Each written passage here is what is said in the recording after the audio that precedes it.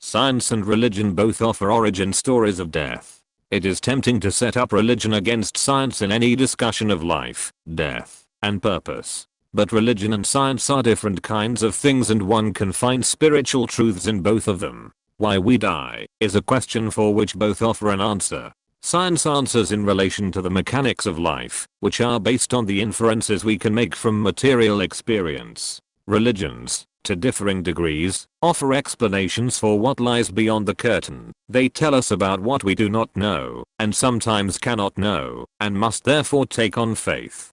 Throughout history, there was a lot we didn't know. Religions provided God, in many forms, as an explanation for why things happened as they did. For many Christians, if God wanted them to know about something, it was in the Bible, and if it wasn't there, then they felt they didn't need to know. Eventually, people started trying to figure out answers for themselves, and death was taken out of the hands of God. Galileo was one of the kingpins of this let's figure it out ourselves movement. He and others developed the power of investigation to a fine art. Though it didn't always confirm what was written in religious texts, people drew confidence from the power of this approach. It explained death not as God's will, but partly in terms of things we could control. We discovered things like penicillin, C-sections, and immunization, all of which prevented deaths that in the past had to be accounted for by some divine malevolence. In sum, we realized that in many cases, people's deaths were preventable. But to prevent them, we had to know the practicalities of why people died. We had to understand disease, trauma, development, and old age. Prayer, as far as anyone can tell, does not prevent death.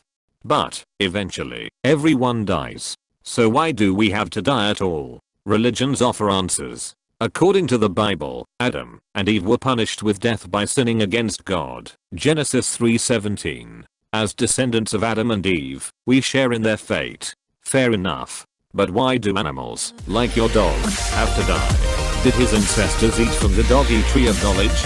And trees die of old age too? Which is just confusing. But maybe it's safer to say that God granted impermanence to all things as punishment for knowledge. For more, please visit www.ftbworlddaily.blogspot.co.uk.